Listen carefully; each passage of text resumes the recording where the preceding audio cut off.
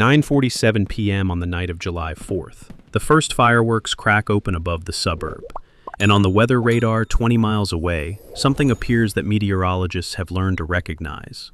A massive plume rising suddenly from the trees. Not weather, not aircraft. Tens of thousands of birds taking off into the darkness in less than 90 seconds. From your yard, from your neighbor's yard, from every wooded street and park within earshot of the explosions. Most people watching fireworks from their porch see the show. They do not see the radar. They do not see what the explosions trigger half a mile away in the trees, where the birds in their yards spend the night. The fireworks display you watched for 30 minutes on the night of July 4th was, to the birds in your neighborhood, one of the most disorienting and physiologically dangerous events of their year. And the consequences play out in your yard for the next several days in ways most people never connect. Researchers at Cornell Lab of Ornithology and ornithologists studying urban bird populations have documented that fireworks trigger mass flight events, visible on weather radar across the United States every July 4th. Birds climb to elevations above 500 meters in panic flight. Heart rates spike from a resting 200 beats per minute to over 1,000. Disoriented birds collide with buildings, become separated from mates and chicks, and in some documented cases, die directly from the stress. The 2011 Beebe, Arkansas event, in which 5,000 blackbirds died in a single fireworks panic, is the most cited example. It is not unique. By the end of this video, you'll know exactly what happens to the birds in your yard on the night of July 4th, what the 4 days after look like at a behavioral and physiological level, and the specific actions you can take to make your yard a recovery zone in the week that follows. Welcome back to Hidden Yard.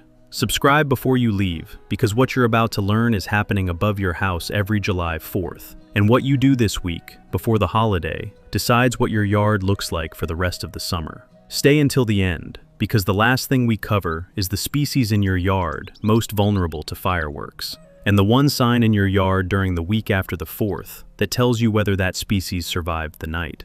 Let's start with what the radar actually shows. Number 1. The 90-second mass flight. The first major firework on July 4th is usually around 9 p.m. By 9:47, in most American suburbs, the display has reached its peak. Explosions are sustained, light flashes are constant, and the birds in the trees, the cardinals, the chickadees, the wrens, the robins that have been settling into their roost sites since sunset, are in full panic flight. The behavior is documented in real time on weather radar systems used by the National Weather Service. A circular pattern of biological mass rises from forested areas, expanding outward, climbing in altitude. Researchers at Cornell Lab of Ornithology and at the University of Delaware have studied these radar signatures for over a decade. Fireworks displays produce some of the largest involuntary bird flight events of the year, larger, in many cases, than spring or fall migration nights in the same region.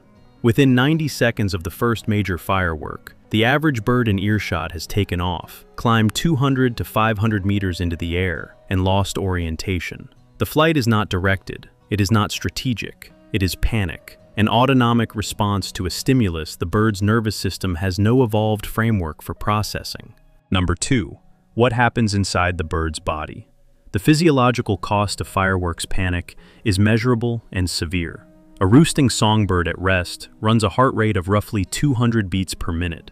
Within seconds of the first loud explosion, that heart rate spikes to 1,000 beats per minute or higher. Cortisol, the stress hormone, floods the bloodstream. Blood pressure rises sharply. Muscles that were minutes from full overnight rest are suddenly forced into emergency flight. The flight burns energy at a rate the bird cannot sustain.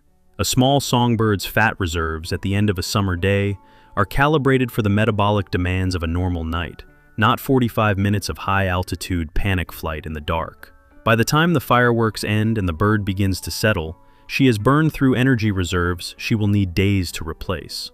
And in many cases, she has not settled where she started.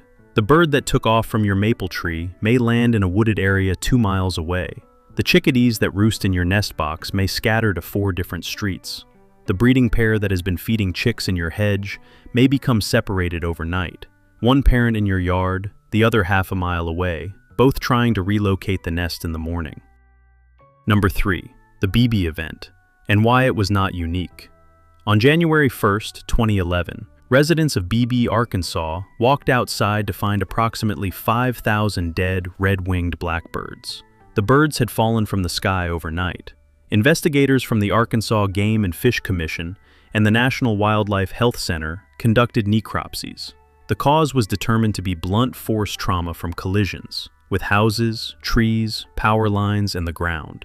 The trigger had been the New Year's Eve fireworks display. The case became internationally famous because of its scale.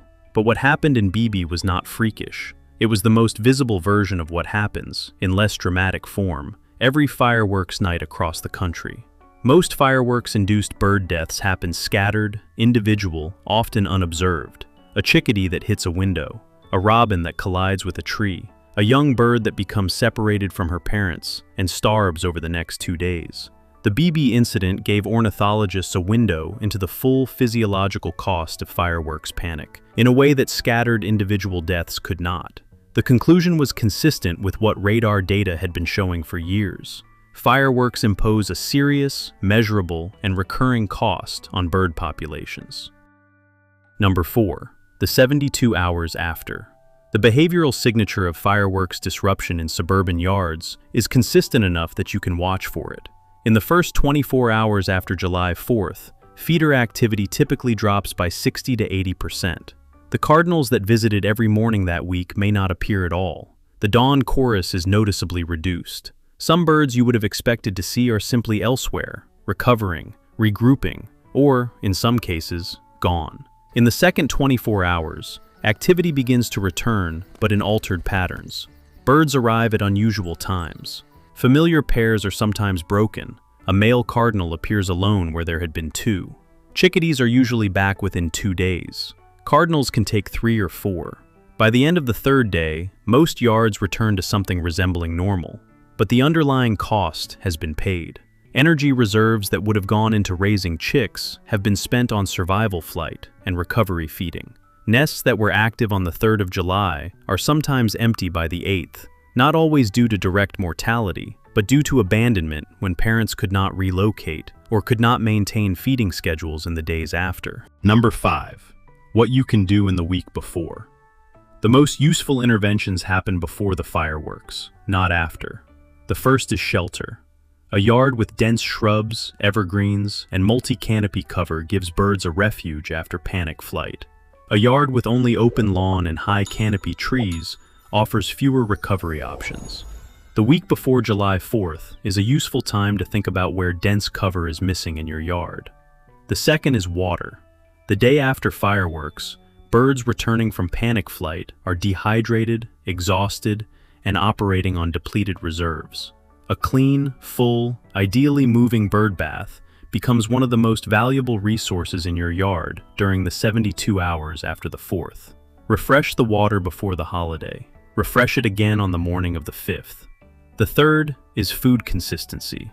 Birds returning to your yard in the days after fireworks need calorie-dense food available reliably. This is not the week to let the feeder run empty. Black oil sunflower, suet if it is cool enough. Peanut hearts. The high-fat options matter more than usual during the recovery window. The fourth is patience.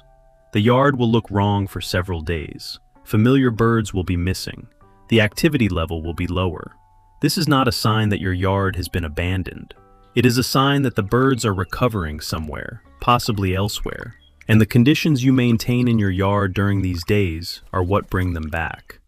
Number 6. The 2 species most affected, and why. Not all birds in your yard respond to fireworks the same way.